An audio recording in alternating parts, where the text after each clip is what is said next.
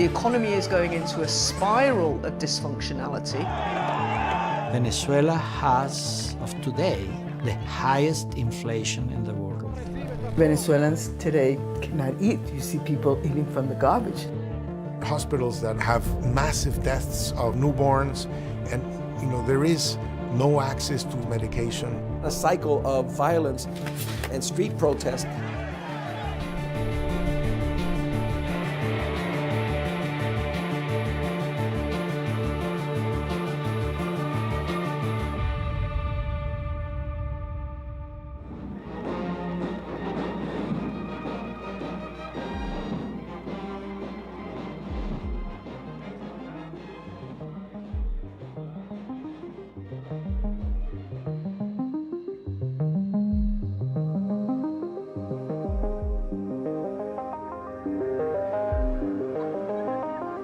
Chavez was seen very much so as, a man of the people, the poorer people, and he identified with them and he loved them and they loved him. He was very popular, he was very imaginative, but Chavez had a base of oil.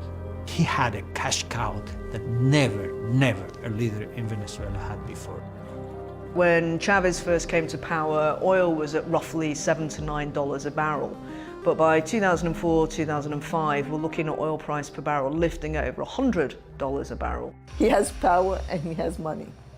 And so he decides new forms of social policies that can distribute the oil revenues in a more massive way downwards towards those that more need it, toward the poor. Esta nuestra opción de darle poder al pueblo y especialmente a los más pobres, a los más débiles para que se levanten. Esta nuestra opción de construir un modelo económico desarrollado, moderno, productivo, diversificado, desarrollar al país. So he went to Cuba, and Cuba came up with a bunch of new social programs. Massive new social programs for healthcare, for access to food, and for scholarships. We have a whole raft of these so-called misiones, the social programs, which give people citizenship rights, identity cards, access to job training, access to breakfast clubs, university systems. So this is a very comprehensive effort to deliver basic social services. What this is doing, though, is essentially still using oil as that redemptive quality to bring social change, while bringing social change, deepening the dependence on oil, and he can do this while the prices of oil are high. The whole strategy of Chavismo initially was about diversification of the economy, reducing Venezuela's vulnerability to oil price bust. And in the initial Chavista model, this was hinged very much around processes of land reform, trying to reduce Venezuela's dependence on agricultural imports and food imports. What happens after the presidential elections of 2006 is that Chavez is bringing oil straight back into the center of Venezuela's economic model. He had a high price of oil, and he had access to finance. He could borrow as if it was going out of fashion. So he decided that that was the moment to radicalize the process. Todo aquello que fue privatizado, nacionalícese. The Venezuelan government begins to embark on a very ad hoc, very clumsy process of nationalization. Nationalizing really big, heavy state assets. So we're talking about the electricity sector, the oil sector, the telecommunications sector. He also went out and bought the Banco de Venezuela from the Spanish bank Santander.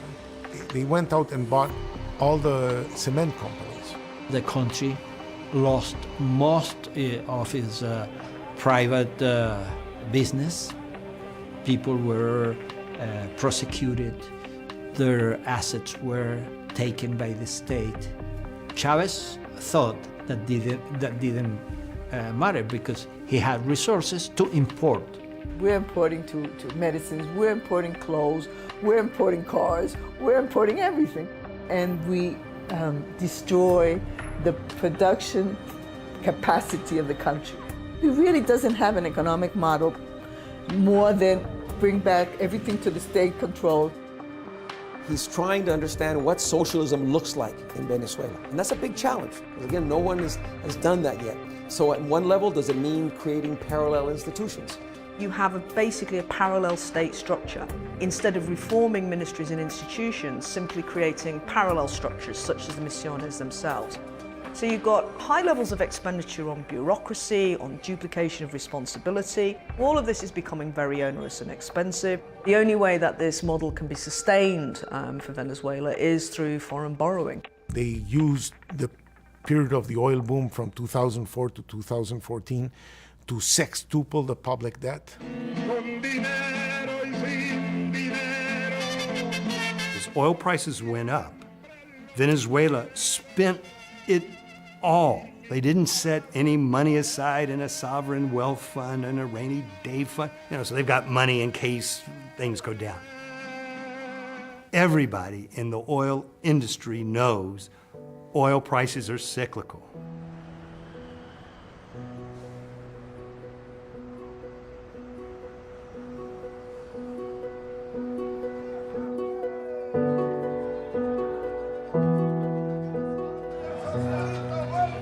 Chavez gets sick.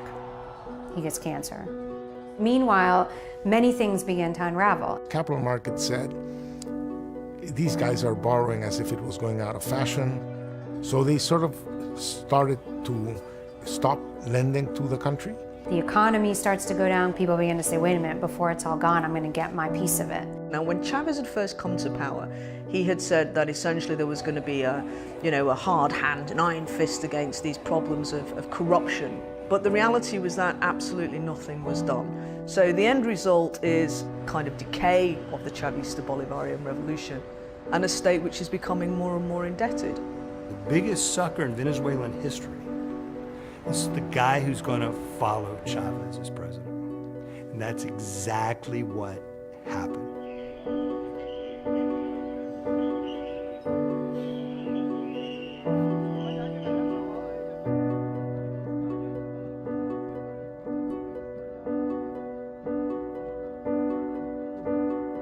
Maduro has inherited a legacy of oil dependence at a period when Venezuela has gone bust and at a time when the oil price has gone bust. In 2014, the economy was doing poorly, but as of June 2014, the price of oil started to go down.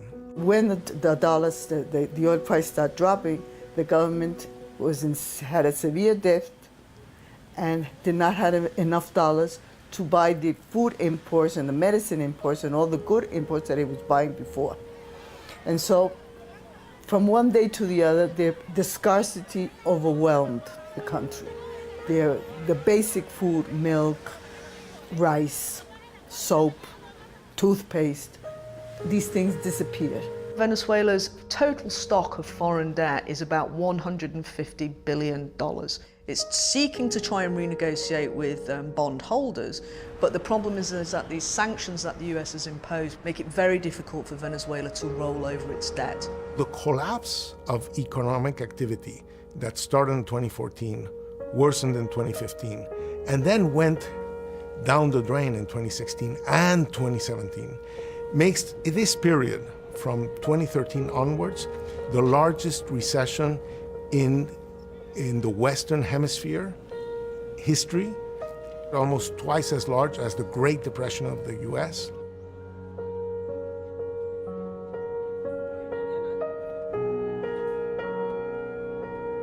Maduro has simply not addressed any of the problems or the legacy that he inherited from President Chavez. And that's been very difficult for people who are not in that elite, loyalist circle around Maduro, profiting and benefiting and living the high life because they don't have to worry about going shopping every day or paying their bills.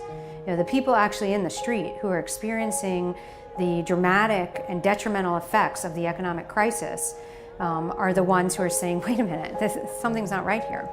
And in the end, Maduro can wipe his hands clean of as much as he wants, but he is the president. So he becomes the one who is responsible.